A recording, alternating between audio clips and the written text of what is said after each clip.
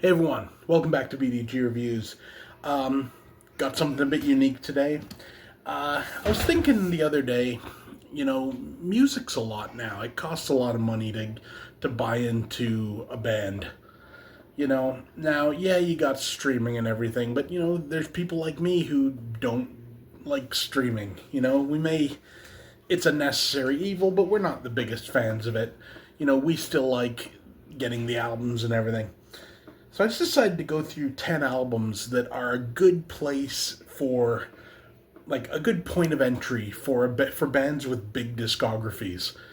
Because, you know, gone are the days when it used to be you could go to, like, the record store or whatever and pick up, like, a CD for, like, $5, $10. CDs are going up in price now. I'm constantly seeing, like, just single disc CDs going for like, you know, 29 bucks. And I'm like, it's kind of ridiculous. I don't get it. So this is basically just where to get started with bands with decent sized discographies. Like I said, I've got 10 releases, some vinyl, some CDs. And it's just where I feel is a good entry point. Like if someone was to come up to me and say, I want to get into such a thing, where should I start?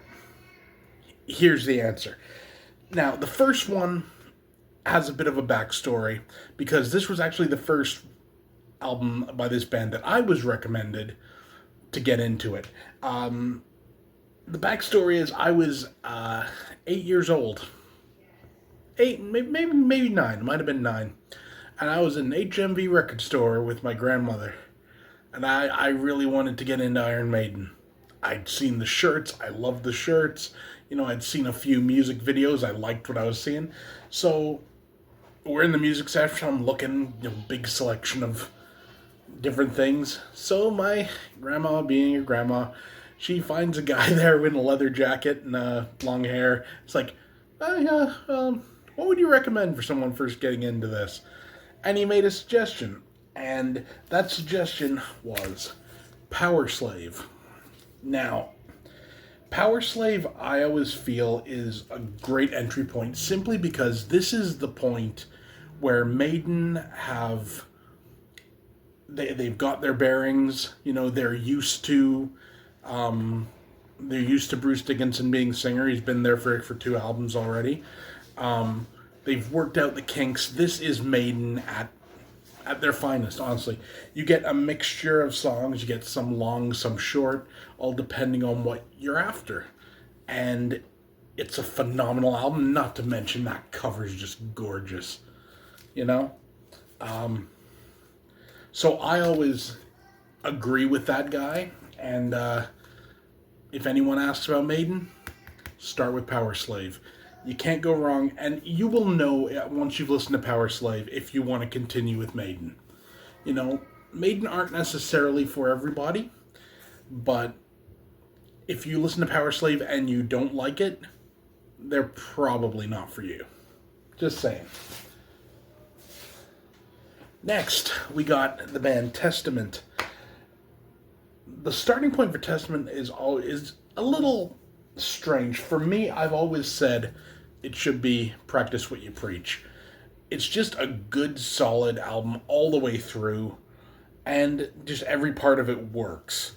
Now, it could be argued, that maybe, Dark Roots of the Earth. I could see that. I could see that argument, but for me, Testament is the way to go with Practice What You Preach because it's just a solid all around album that really works. And honestly, I'm trying to think of like anyone who's ever been like, oh, I don't like Practice What You Preach. If you're a Testament fan, you like this. It's just kind of a given. So yeah, there we go. Another thing I should bring up also, a lot of these albums aren't going to be a band's best album. The next one coming up actually is a perfect example. This is not this band's best album, but for an entry point, it just works better, I feel, for an entry point. That band is Slayer. So I am not saying Rain in Blood. A lot of people would say, "Oh, you gotta get Rain in Blood. It's their greatest album." No, that's not the one you start with. You start from South of Heaven.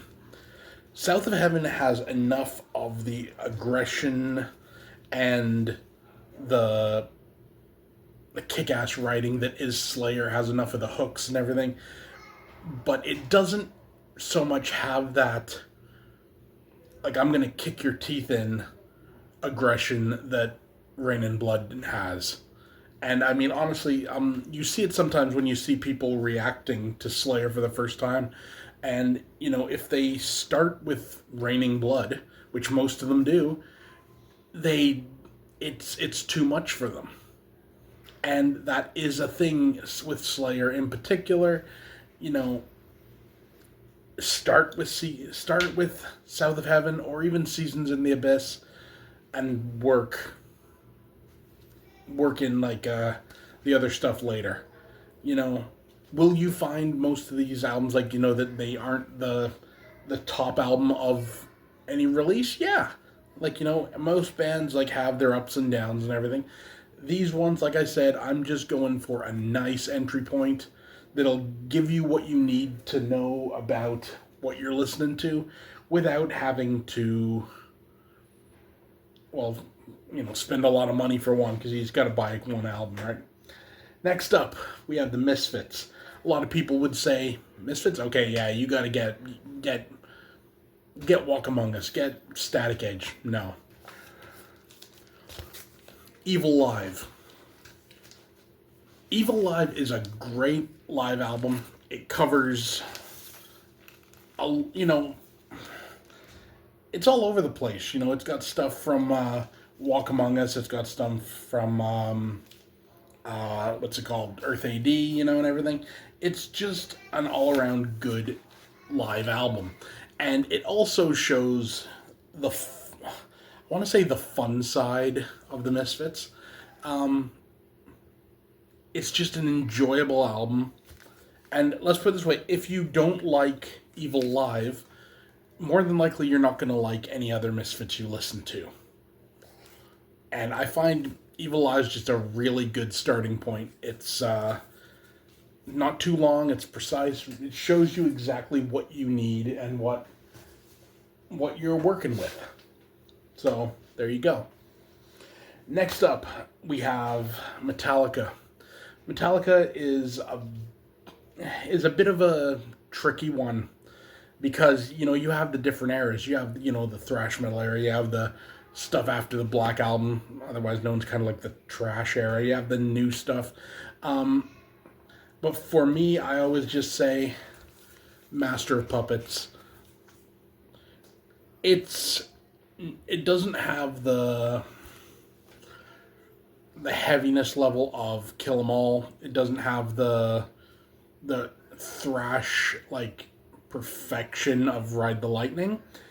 But it doesn't have the crap that is Saint Anger, or the horror that is Load and Reload. Master of Puppets gives you the perfect middle ground. That's the thing also, a lot of these albums, they're middle ground albums. They're not necessarily the greatest album that a band has ever done, or the worst, but it you listen to it and you're just like, yeah, that is exactly what that band is. Master of Puppets, this is actually kind of one of the few differences in this thing. It's stereotypical Metallica, but it is pretty much their best album, let's be honest. They haven't really beat Puppets. Next up, we have Judas Priest.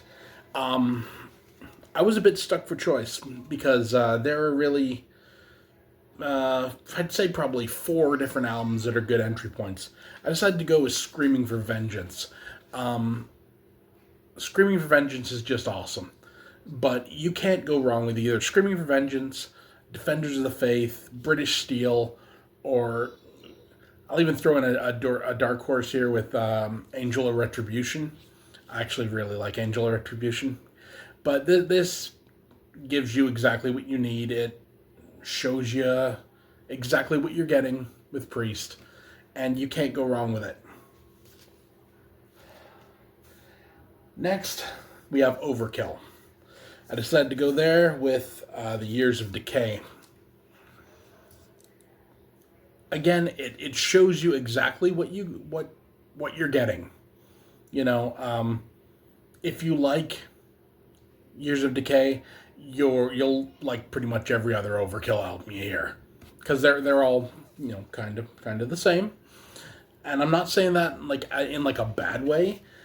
They're a very I don't know if stable is the word I'm looking for. They're a very reliable band in that you get an Overkill release, it's gonna be at a certain level.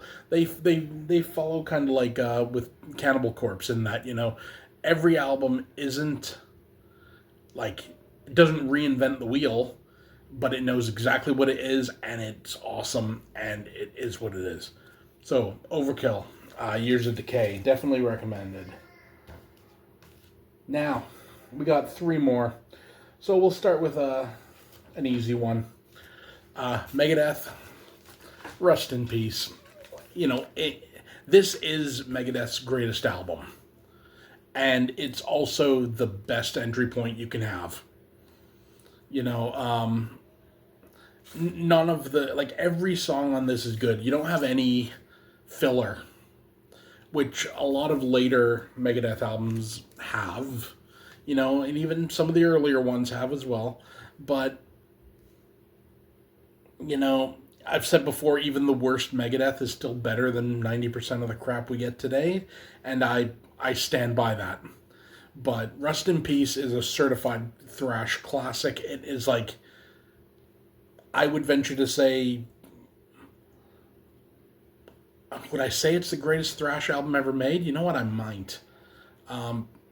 It's phenomenal. What am I talking about? If you're watching this video, you know about Rust in Peace. Let's be honest. But it's one of the few times where the best album is definitely the best starting point. Megadeth, again, are very consistent. They it's very rare that you get a horrible Megadeth album. It does happen, but not too much. Two more. Next, we have the Ramones. Now, some people would say start at the beginning. Some people would say, you know, get like a greatest hits or whatever. No. Rocket to Russia. Rocket to Russia is perfect. It's perfect Ramones. It's the perfect introduction. It gives you everything you need. Again, if you've never heard the Ramones and you listen to Rocket to Russia and you don't like it, you're not going to like the Ramones. It's that simple. This tells you everything you need to know about the Ramones. Again, they've at this point they've got to, it's like their third album, so they're at like the point where they've worked out the kinks of the first couple of albums, and they know exactly what they're doing, and it shows, and it's awesome. I love this album. Then again, I love every Ramones album that's ever come out. Even Animal Boy, and that kind of says something. But Rocket to Russia, perfect. Now, last up, we have Motley Crue. There's a lot to choose from in Crue's discography. Not necessarily for sheer volume, because they have a smaller discography than some of these other bands. But, you know, what do you go with? Do you go with like a Too Fast for Love, like their first album, or do you go with a Girls, Girls, Girls?